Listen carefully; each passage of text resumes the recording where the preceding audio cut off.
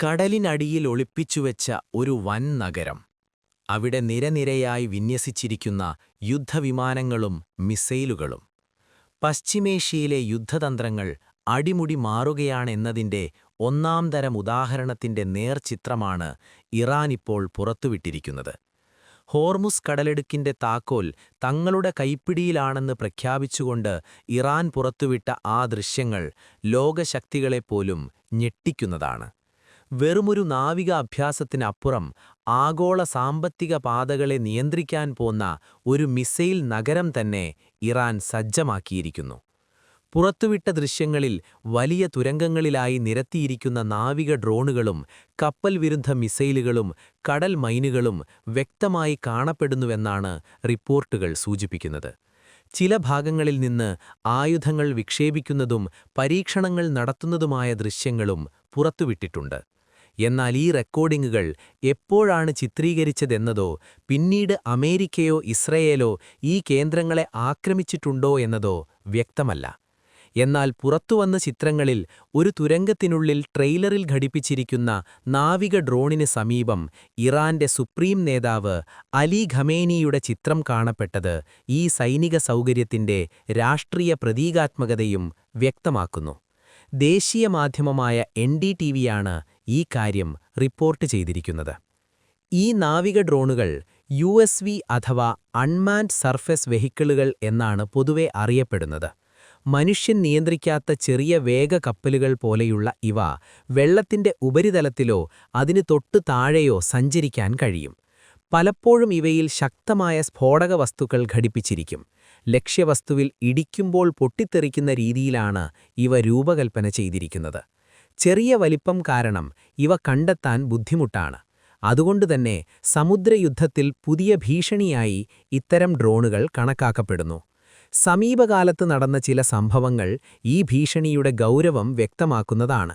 March 1-ന് marshal ദ്വീപുകളിൽ register ചെയ്ത MKD വയ്യോം എന്ന ക്രൂഡ് ഓയിൽ ടാങ്കർ ഒമാൻ തീരത്തുനിന്ന് ഏകദേശം 44 നോട്ടിക്കൽ മൈൽ അകലെ ആക്രമിക്കപ്പെട്ടു. ബ്രിട്ടന്റെ United kingdom maritime operations agency നൽകിയ വിവരങ്ങൾ പ്രകാരം ആളില്ലാത്ത ഉപരിതല കപ്പൽ ജലരേഖയ്ക്ക് തൊട്ടുമുകളിൽ ടാങ്കറിനെ ഇടിച്ചു. തുടർന്ന് കപ്പലിന്റെ എഞ്ചിൻ മുറിയിൽ വലിയ സ്ഫോടനവും തീപിടുത്തവും ഉണ്ടായി.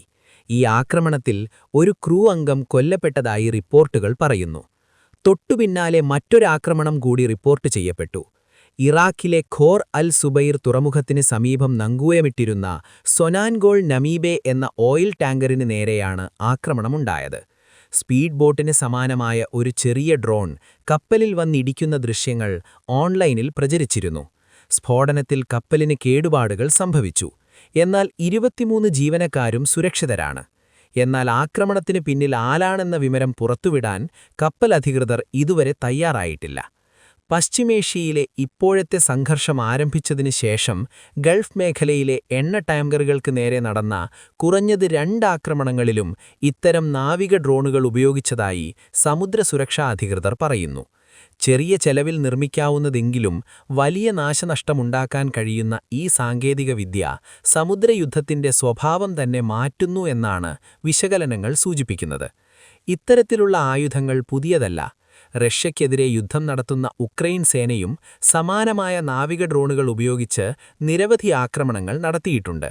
അതുപോലെ ചെങ്കടലിൽ കപ്പൽ ഗതാഗതത്തെ ലക്ഷ്യമാക്കിയ ഇറാൻ പിന്തുണയുള്ള ഹൂത്തി സായുധ സംഘങ്ങളും ഇത്തരം കപ്പലുകൾ ഉപയോഗിച്ചതായി റിപ്പോർട്ടുകൾ പറയുന്നു.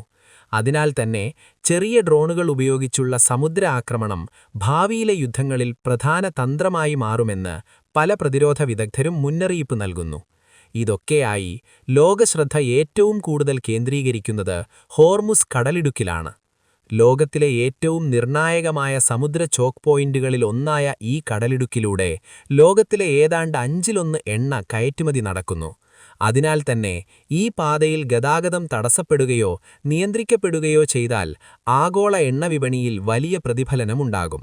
ഇറാൻ മുൻപ് തന്നെ ആവശ്യമായ സാഹചര്യങ്ങളിൽ ഹോർമുസ് കടലിടുക്കിലൂടെ എണ്ണ കയറ്റുമതി തടയാൻ കഴിയുമെന്ന് മുന്നറിയിപ്പ് നൽകിയിട്ടുണ്ട്. ബുധനാഴ്ച ചില വ്യാപാര കപ്പലുകൾ ആക്രമിക്കപ്പെട്ടതോടെ കടലിടുക്ക് വഴിയുള്ള ഗതാഗതം താൽക്കാലികമായി മന്ദഗതിയിലായതായി റിപ്പോർട്ടുകൾ സൂചിപ്പിക്കുന്നു. ഈ സാഹചര്യത്തിൽ ആഗോള എണ്ണവിലയിൽ വലിയ ഉയർച്ച ഉണ്ടാകാമെന്ന ആശങ്കയും ഉയർന്നിട്ടുണ്ട്.